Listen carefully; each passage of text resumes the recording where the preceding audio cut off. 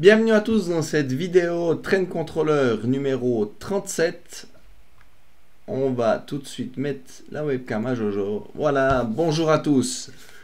Vidéo numéro 37, c'est gestion de vitesse que j'ai appelé partie 2 avec des fonctions un peu plus avancées. On a vu dans la vidéo précédente numéro 36 déjà une partie des outils qu'on a à disposition ou des idées avec lesquelles on peut gérer la vitesse des locomotives sur notre réseau. Dans cette deuxième vidéo, on aura des éléments un petit peu plus complexes avec peut-être des solutions qui pourront vous convenir à vous. On aura ici au niveau de cette vidéo donc une petite introduction. Ensuite, j'ai fait 3 blocs. Donc le premier, ça sera de la gestion de vitesse avec des marqueurs d'action. Ensuite, de la gestion de vitesse avec des marqueurs de vitesse. Et ensuite, une gestion un peu plus dynamique, vous allez le voir, qui est assez intéressante, mais qui nécessite aussi quelques petites adaptations pour ce qu'on veut en faire. Si on rappelle le principe que j'ai expliqué dans la vidéo précédente, on a toujours la limitation de vitesse qui est appliquée au niveau des marqueurs d'arrêt. Ça veut dire que quand on limite la vitesse dans un canton, c'est dans le canton précédent que notre locomotive va adapter sa vitesse jusqu'à arriver à son marqueur d'arrêt. Ensuite, elle va traverser le canton avec vitesse limitée.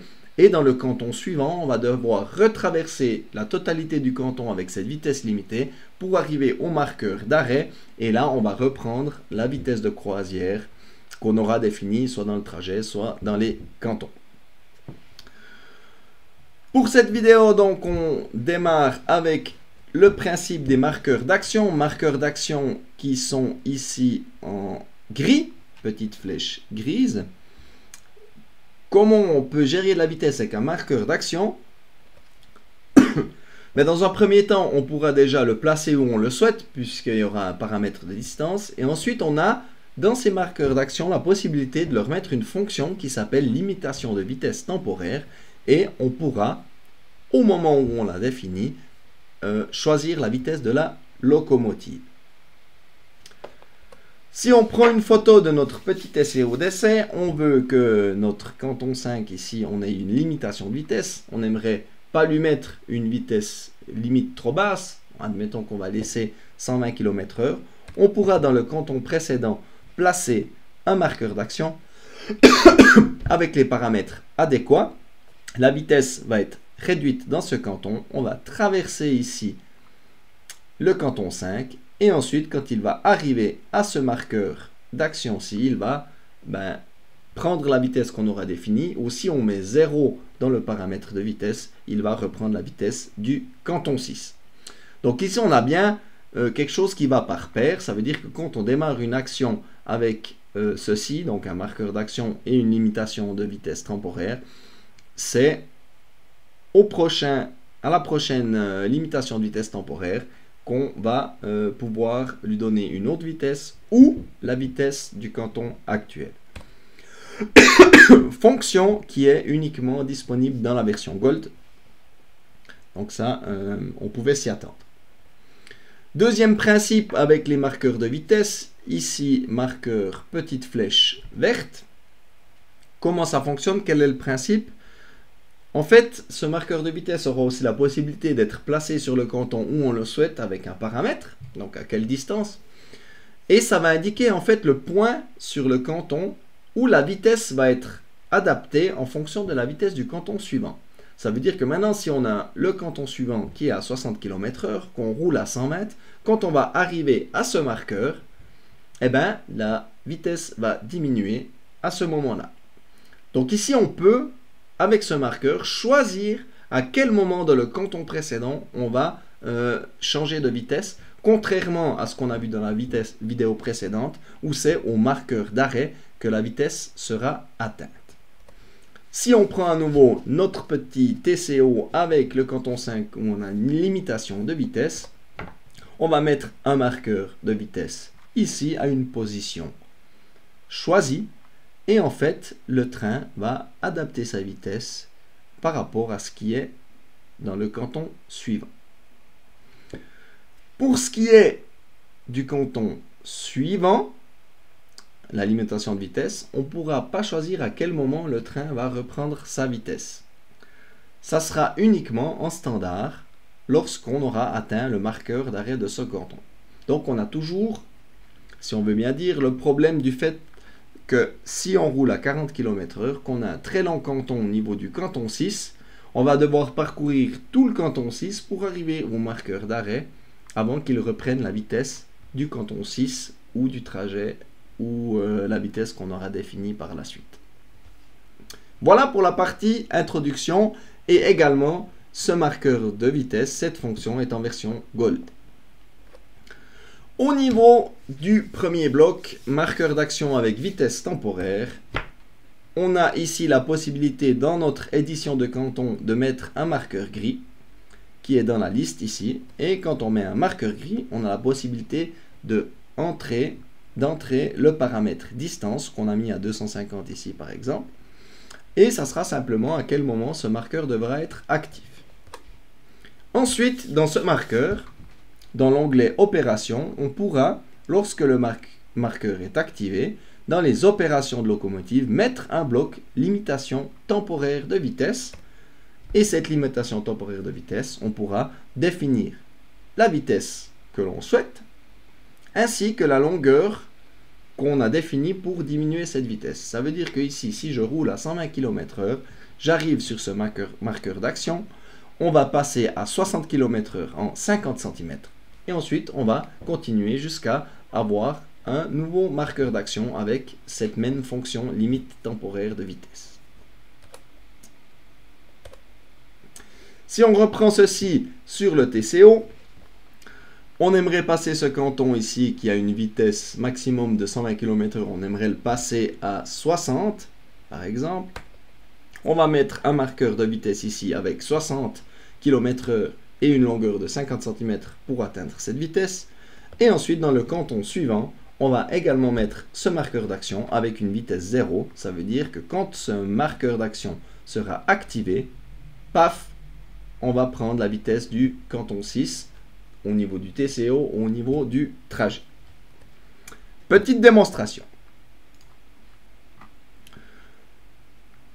On va tout d'abord ici revoir notre TCO, donc c'est le même de la vidéo précédente, j'ai simplement tout enlevé ce qu'on avait fait. J'ai toujours ici mes cantons avec les vitesses 120 km/h 60, également ici dans le canton 5 où on aura 120 60. Au niveau de mes trajets dans le dispatcher, ça n'a pas changé. J'ai toujours mon trajet standard qu'on va utiliser ici principalement. Donc, pas de choses spécifiques. C'est vraiment les paramètres par défaut. Avec un démarrage ici dans le canton 1. Une arrivée ici aussi dans le canton 1. Ce que je vais faire ici pour la première démo, je vais copier ce trajet. CTRL-C, CTRL-V. Que je vais renommer standard avec limite vitesse. Ça me permettra en fait d'utiliser ce trajet uniquement pour la première démonstration que j'aimerais vous faire, sans que je vienne bidouiller dans mon trajet standard. Ok, ce qu'on va faire maintenant, on va ici dans ce canton 2, on a un pont qu'on aimerait passer à une vitesse réduite. Donc on aimerait limiter la vitesse sur une petite partie de mon canton.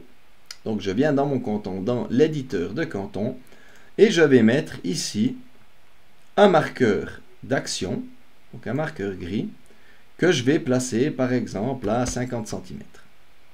Donc je pourrais ici placer deux marqueurs d'action, un qui va réduire ma vitesse et un qui va reprendre ma vitesse, ou on a une autre possibilité, c'est de venir dedans ici, dans mon marqueur d'action, venir dans les opérations, état actif, opération de locomotive, et ici on va trouver la limite de vitesse temporaire que je vais mettre deux fois.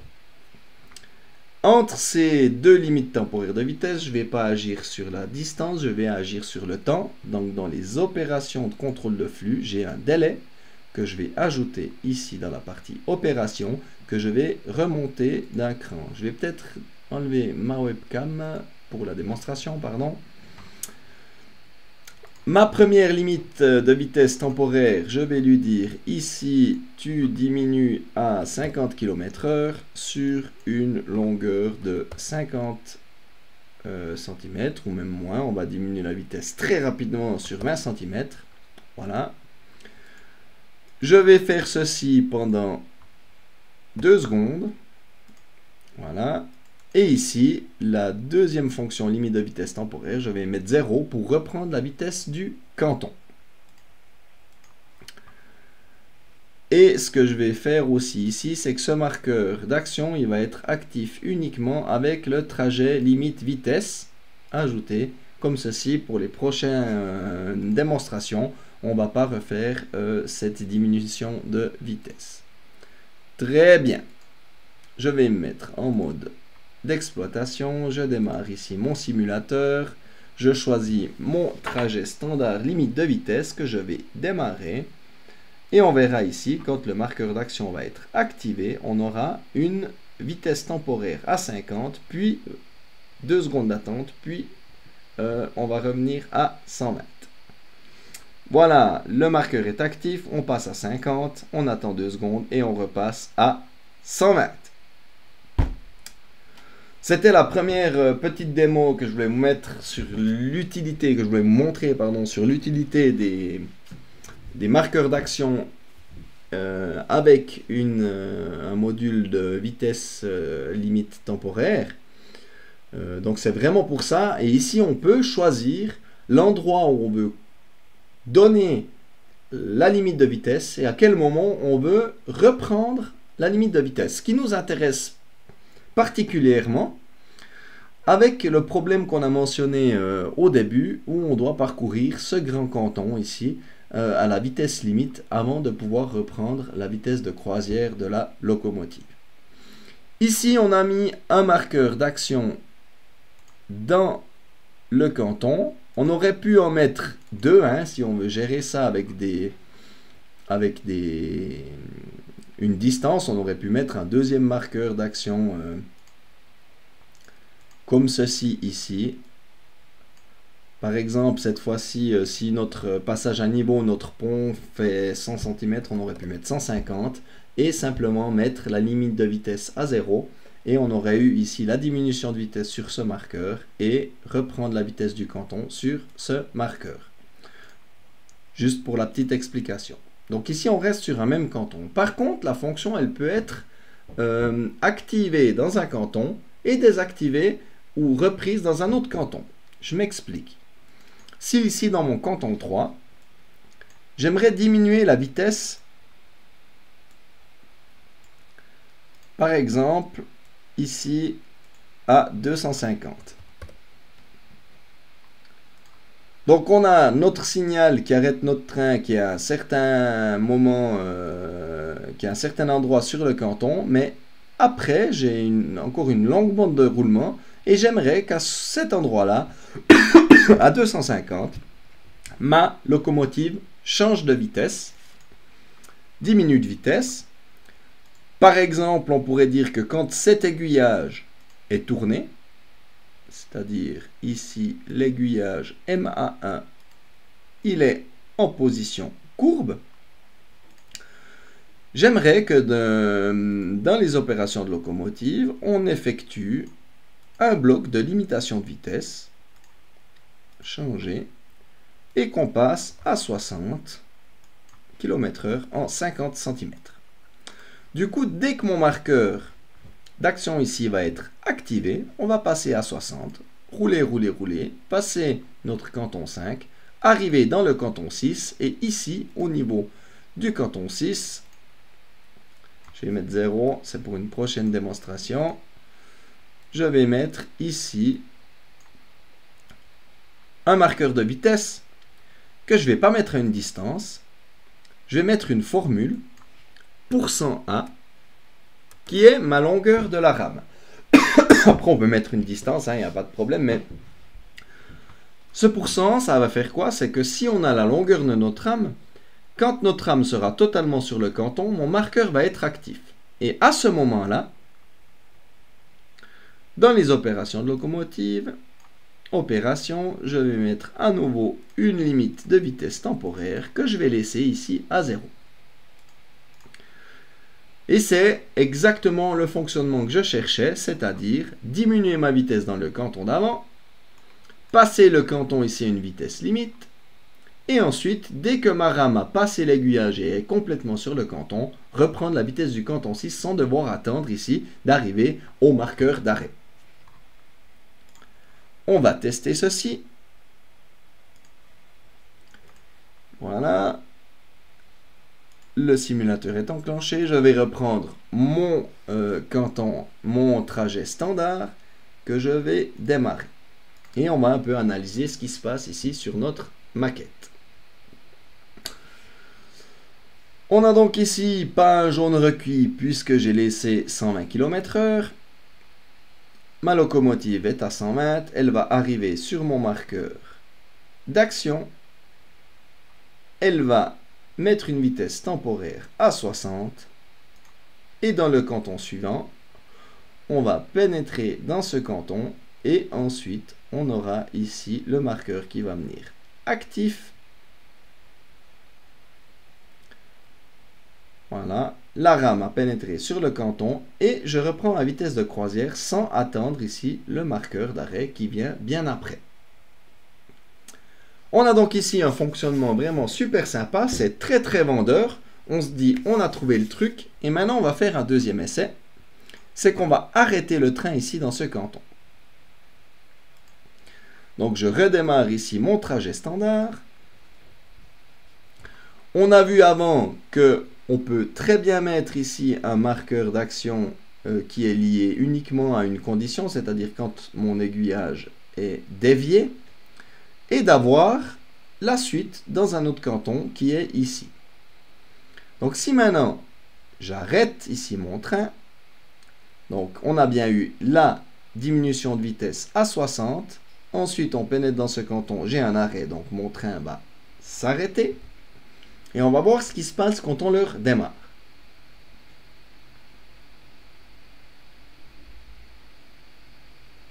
Voilà, mon train est arrêté, je le démarre. Et il ne part pas à 120 km/h comme c'est spécifié dans mon canton. Il est toujours sous l'emprise de la vitesse temporaire qu'on a démarré ici avec notre marqueur d'action. Et ici, quand on va arriver à ce marqueur d'action, comme on le voit ici, il a repris sa vitesse de 120 km/h. Donc, cette solution fonctionne quand ton train ne s'arrête pas dans le canton, quand il passe tout droit, quand on l'arrête. Donc, c'est encore une fois plus vendeur. Si maintenant je mets ici une locomotive sur mon canton, que je démarre mon trajet, et là, paf, c'est le drame, parce que ça ne démarre pas pour le moment. Allez, le simulateur. Voilà. Je démarre mon trajet. Et là, c'est le drame. Ma locomotive est directement à 120 et c'est pas ce qu'on voulait parce qu'on voulait passer le canton ici à 60 avec les aiguilles déviées. Donc, dans ce cas, ça ne fonctionne pas. Quand on n'arrive pas dans ce canton avec la fonction qui a été activée au niveau de la limite temporaire ici, eh ben, c'est clair que le train va prendre la vitesse du canton. Donc, avec ces marqueurs d'action, on peut bien sûr choisir l'endroit où on veut démarrer la limitation de vitesse, donc la réduction ou l'augmentation de vitesse. On pourra choisir à quel moment on veut annuler cette fonction. Mais bien sûr, on doit toujours passer sur un premier marqueur d'action et sur un deuxième marqueur d'action, sinon ça ne fonctionne pas. Et si ici on commence à limiter la vitesse au niveau des itinéraires, au niveau du canton, ben c'est clair que les vitesses seront prises en compte dans le canton d'avant au marqueur d'arrêt comme on a vu dans la vidéo précédente, donc c'est pas le but. Donc on peut faire plein de petites choses avec cette solution là, mais pas tout. Voilà pour cette première solution marqueur d'action et fonction limite de vitesse temporaire. Pour la suite de la vidéo, je vais rapidement ici enlever ce qu'on a fait pour pas que ça nous péjore les démonstrations suivantes. Donc fonction intéressante, mais il y a des cas qui nous conviennent peut-être pas. Si on continue maintenant avec les prochains outils, on a le marqueur de vitesse. Donc à nouveau ici un petit triangle, cette fois-ci vert. On le trouve également ici dans la liste d'outils. Et ce triangle vert a deux paramètres. Le premier qui est la distance, qu'on voit ici à 100. C'est la distance à laquelle on va positionner ce marqueur de vitesse. Et la longueur, c'est la longueur qu'on donne pour changer de vitesse. Un petit peu ce qu'on a vu avant avec le marqueur d'action, mais sous une autre forme. Donc ici, on pourra en fait définir la position et la distance qu'on a pour changer de vitesse. Et on parle de vitesse, mais de quelle vitesse? De la vitesse du canton suivant. On va refaire la petite démonstration en enlevant la webcam. Comme ceci, voilà. Donc ici, pour que ça fonctionne, il faut qu'on ait des vitesses différentes dans nos cantons. Parce que si nos cantons ont tous la même vitesse, le marqueur de vitesse aura aucune influence. Je vais donc ici demander dans mon canton 5 un jaune requis à 60 km/h. Je vais demander ici dans mon canton 4 une vitesse de 80 km/h, mais sans le jaune requis. Dans ce canton 3, je vais donc ici mettre un marqueur de vitesse qu'on va placer par exemple à une distance de 100 et on va définir une longueur de 50 cm. Ça veut dire que mon train va rouler à 120 km/h, il va arriver ici, à la distance 100, il va être actif et va prendre la vitesse du canton 5 qui est à 60 ou du canton 4 qui est à 80 quand on va tout droit en 50 cm. À savoir ici que quand on est dans notre canton, si on n'a pas d'arrêt sur le canton 3, c'est le marqueur de vitesse qui va être activé et on aura bien une diminution de vitesse. Et si un arrêt est demandé, ce marqueur sera activé mais ignoré et c'est bel et bien le marqueur de ralentissement et d'arrêt qui vont faire leur travail. Si on teste ceci, on démarre notre simulateur, on reprend notre trajet standard, je démarre, notre train va passer en voie déviée donc à 60 km/h. J'ai bien ici un jaune requis, comme je l'ai demandé. Notre train va activer le marqueur de vitesse. Ici, voilà, il est actif. Je passe à 60, soit la vitesse du prochain canton. J'arrive sur mon canton de gare. Et ensuite, je vais rouler à 60 km/h jusqu'à arriver ici à mon marqueur d'arrêt.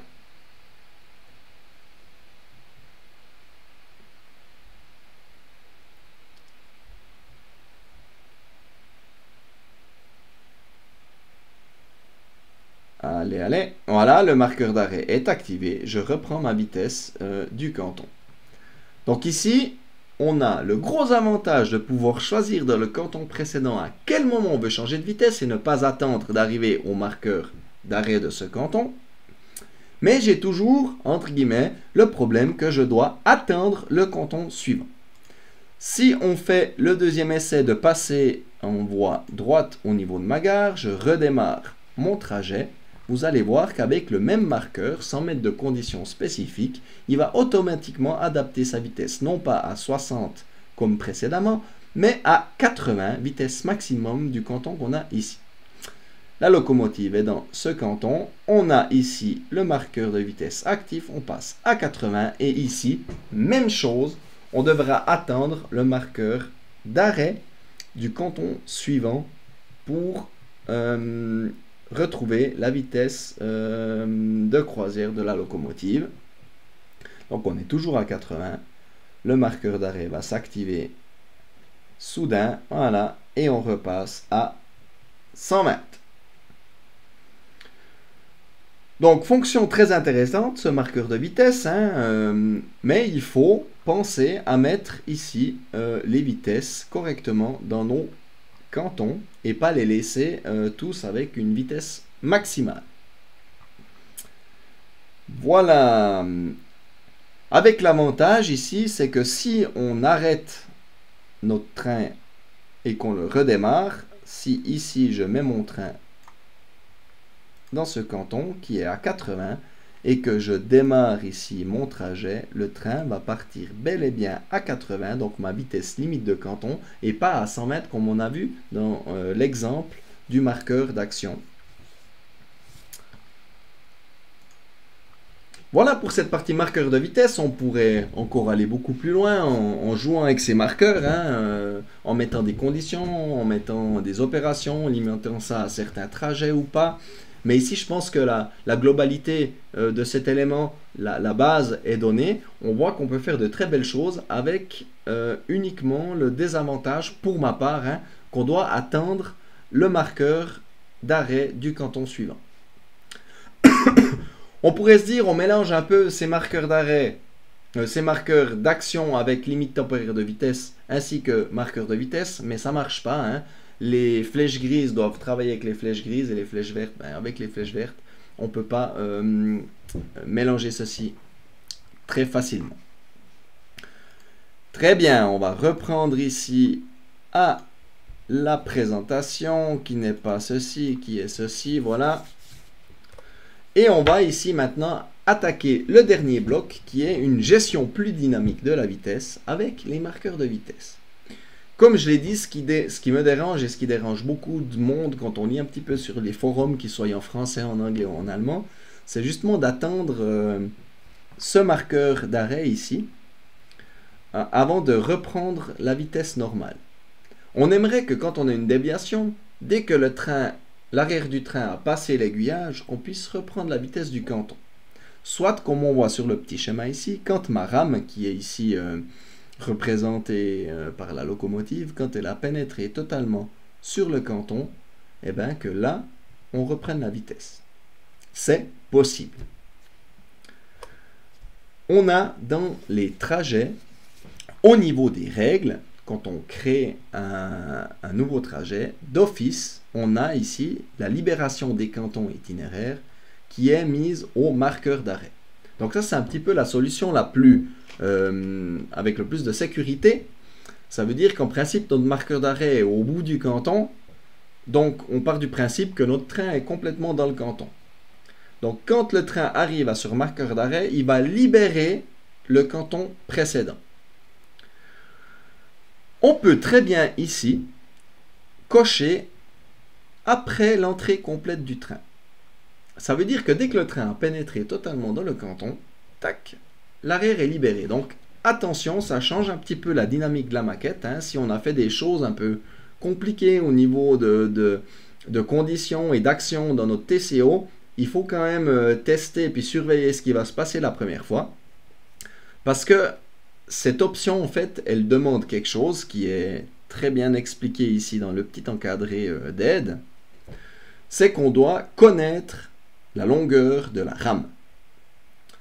Donc, pour chaque wagon ou chaque rame qu'on a défini, on doit vraiment avoir la longueur réelle de notre train, sinon ça ne marchera pas, ou pas bien, ou pas du tout. Ça veut dire que chaque locomotive, chaque wagon, aura ici dans les dimensions la longueur réelle correcte. Après, on peut très bien, dans la locomotive, entrer la longueur de notre rame. Il n'y a pas de problème. C'est un peu un bricolage, mais ça fonctionne très bien. On va donc voir ceci maintenant. Dans la petite démonstration, où je vais également enlever la webcam, comme ceci. Donc, le dernier essai qu'on a fait ici, c'était de mettre notre marqueur de vitesse. Donc, réduction de vitesse ici à 100 cm dans ce canton. On va ici dans exploitation, tout d'abord passer en voie déviée, comme ceci. Ici, j'avais enlevé ça, mais j'ai fait un mauvais clic, je pense. Pour qu'on voie quelque chose, à quel moment notre locomotive va reprendre la vitesse, je propose ici que je prenne la longueur de ma locomotive qui est de 50 cm. Et dans mon canton, ici, je vais décaler mon marqueur de ralentissement de 50 cm. Donc ça, on ne doit pas le faire, hein, c'est juste pour la démonstration.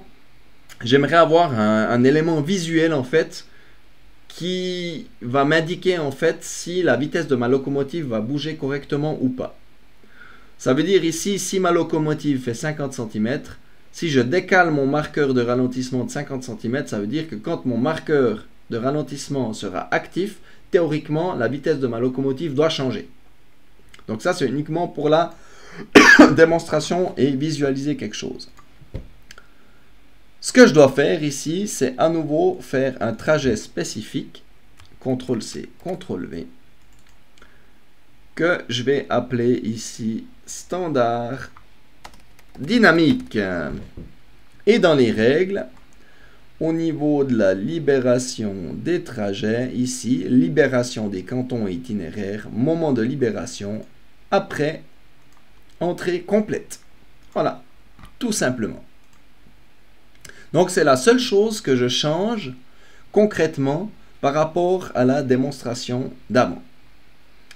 On va démarrer le simulateur, on va faire passer le train en voie déviée, comme précédemment, et je vais démarrer mon trajet dynamique. Je le démarre, et c'est parti.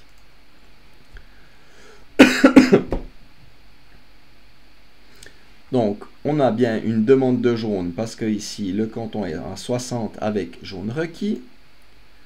Je vais arriver ici à mon marqueur de vitesse qui m'a fait baisser la vitesse à 60 km/h. On voit que la libération des cantons à l'arrière ici est beaucoup plus dynamique. Hein. Dès que la locomotive arrive et fait ses 50 cm, on libère. Et ici, attention, quand mon marqueur de ralentissement va être actif, ça veut dire que mon train est totalement dans le canton et on devrait voir la vitesse repasser à 120. La locomotive arrive, le marqueur de ralentissement est actif et ma vitesse change. Donc on a bien ici une solution avec le fait où on peut choisir à quel moment dans le canton d'avant on veut changer de vitesse, dans mon cas diminuer de vitesse, et à quel moment après on veut reprendre la vitesse. Alors on n'a pas vraiment le choix, mais c'est la longueur du train. Ce qui est quand même beaucoup plus agréable si ce canton est très très long. On va maintenant forcer le passage sur l'autre voie, redémarrer mon trajet dynamique.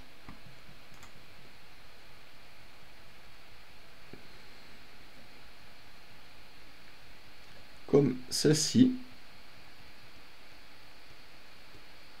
Voilà, le marqueur de vitesse va être actif, je passe à 80 et vous allez voir maintenant que quand, à nouveau, quand mon marqueur de ralentissement va être actif, je vais repasser à 120 et que bien après, mon marqueur d'arrêt va être activé, mais j'ai repris ma vitesse de croisière.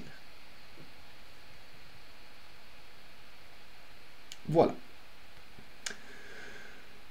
Ça voudra dire aussi que la reprise de la vitesse de croisière, elle se fait avec la courbe d'accélération, décélération, enfin dans mon cas ici d'accélération qu'on a dans la locomotive.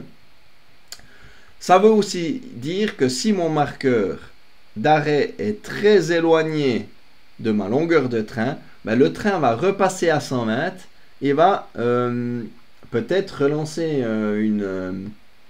une décélération plus tard. À savoir ici que si je bloque par exemple mon train, j'ai pas essayé mais on va l'essayer, ça peut être intéressant. Si je marque l'arrêt, comment la vitesse de mon train va réagir, puisque ici on aura notre ralentissement à 60, quand le train aura pénétré ici dans mon canton, je devrais retrouver 120, mais je demande un arrêt. Peut-être qu'il faudra un petit peu gérer ça différemment. Mais je pense qu'au niveau de l'idée, elle est donnée. Alors, ici, On a 81 demandes d'arrêt. Ah, mais le marqueur de ralentissement était activé à la même longueur que la locomotive. Et bien, on a notre courbe d'arrêt qui se passe très bien. Parfait. Je relibère, j'annule. Et si maintenant on prend le cas ici où on met notre locomotive sur ce canton et qu'on démarre le trajet, on a bien les 80 km/h puisque c'est la vitesse du canton. Et on verra à quel moment ici on aura peut-être un changement de vitesse et on reprend la vitesse du canton courant à ce niveau-là.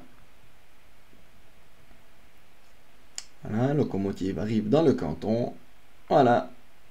Quand la longueur du train de la rame est dans le canton, on reprend la vitesse. Donc ça marche vraiment dans tous les cas, je dirais. Peut-être qu'on va tomber sur des choses un petit peu farfelues. Mais je pense qu'avec cette solution, on arrive à quelque chose de très bien. Donc, marqueur de vitesse et l'option, enfin la règle de trajet où on définit ici le paramètre après entrée complète dans le canton. Voilà pour cette vidéo, je crois que j'aurai rien à rajouter. On a vu la vidéo précédente où on a un petit peu tous les outils ou tous les éléments sur lesquels on peut agir sur la vitesse, entre guillemets, des choses plutôt simples. Et une partie dans cette vidéo un peu plus avancée avec des éléments qui sont uniquement dans la version Gold, mais qui permettent de faire de très jolies choses. Et également, ce qui me plaît bien, c'est qu'on arrive quand même à un élément où on peut choisir à quel moment on veut faire la réduction de vitesse et de ne pas devoir attendre le marqueur d'arrêt du prochain canton. Donc ça, c'est vraiment un gros plus et je pense que ça intéressera pas mal de monde au vu de ce que j'ai vu et des demandes que j'ai eues sur ma chaîne. Voilà, j'en rajouterai pas plus dans cette vidéo. J'espère que ça vous a été utile ou que ça vous sera utile et je vous souhaite bien du courage dans vos essais, une bonne réussite et à tout bientôt dans une prochaine vidéo. Allez, bye bye à tous!